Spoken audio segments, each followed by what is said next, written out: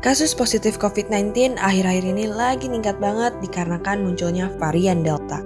Lalu, semua orang sekarang mempertanyakan akan efektivitas vaksin dalam menangkal varian COVID yang paling baru ini.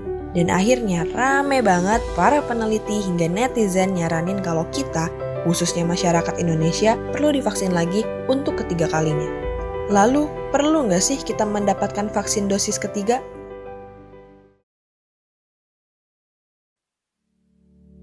Menurut epidemiologi Griffith University, Diki Budiman, vaksin dosis ketiga atau vaksin booster ini diperlukan untuk meningkatkan perlindungan tambahan untuk antibodi tubuh.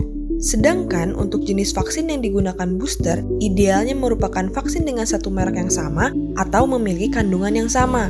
Dan juga terbukti efektif bagi varian baru, terutama varian Delta.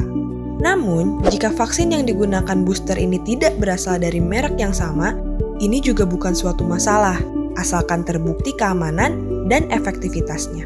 Tapi, siapa aja sih yang bisa menerima vaksin ketiga ini? Untuk saat ini, vaksin ketiga atau vaksin booster ini harus diprioritaskan terlebih dahulu kepada tenaga kesehatan, karena mereka merupakan kelompok yang memiliki resiko terpapar sangat tinggi pada virus COVID-19.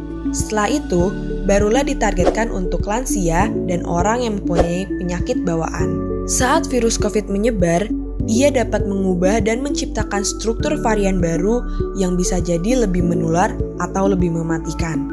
Varian-varian ini juga bisa lebih kebal terhadap antibodi yang dikembangkan dari dosis vaksin awal. Karena saat ini kita sedang menghadapi jenis virus varian baru yang lebih cepat menular, tentu kita memerlukan booster untuk meningkatkan antibodi tubuh, terutama untuk melawan varian baru khususnya varian Delta. Hingga saat ini, para peneliti masih belum tahu berapa lama perlindungan tubuh terhadap virus setelah seseorang divaksinasi penuh. Menurut CEO Pfizer Albert Bourla, kemungkinan orang-orang akan membutuhkan dosis booster vaksin COVID-19 dalam waktu 12 bulan setelah mendapatkan vaksinasi penuh. Namun, pemberian vaksin dosis ketiga untuk kasus COVID-19 ini belum ada publikasi ilmiahnya dan belum ada rekomendasi dari WHO.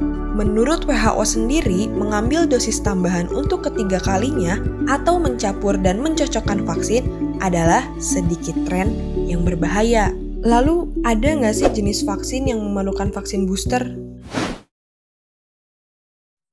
Beberapa virus seperti hepatitis, polio, dan tetanus membutuhkan vaksin booster secara teratur untuk menjaga kekebalan tubuh. Selain itu, tiap tahun juga kita perlu divaksin influenza untuk melindungi virus flu terbaru yang diperkirakan akan dominan selama musim dingin.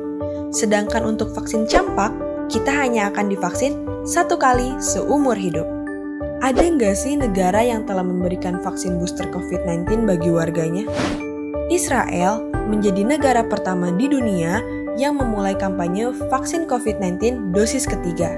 Mereka akan mulai memberikan suntikan dosis ketiga bagi warganya yang berusia 60 tahun ke atas. Selain itu, ada Uni Emirat Arab dan Bahrain yang memberikan suntikan ketiga bagi tenaga kesehatan, lansia, dan orang berpenyakit.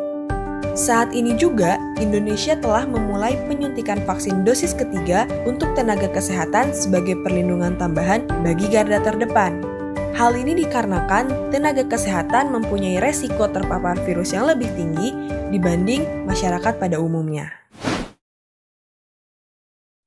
Jika melihat kondisi Indonesia saat ini, belum ada bukti yang menunjukkan adanya kebutuhan mendesak untuk memberikan vaksin COVID-19 dosis ketiga bagi masyarakat umum. Karena pada dasarnya, prioritas yang harus dikejar kita semua adalah herd immunity. Menurut para ahli, pemberian dosis ketiga ini akan lebih baik untuk memprioritaskan terlebih dahulu kepada mereka yang sama sekali belum pernah divaksin, agar pemberian vaksin jauh lebih merata dan semakin banyak orang yang terlindungi dari virus mematikan ini. Jadi, gimana? Apakah kamu tim suntik 2 kali atau tim suntik 3 kali? Kasih tahu kita di kolom komentar. Penasaran kenapa lubang-lubang kecil bisa bikin merinding? Klik video kita berikut ini. Seperti kata pepatah, tidak ada asap kalau tidak ada api. Tentu ada penyebabnya kenapa seseorang memiliki trifobia. Namun sayangnya, riset tentang trifobia ini masih sangat terbatas. Namun, ada beberapa teori yang bisa menjelaskan kenapa hal itu bisa terjadi.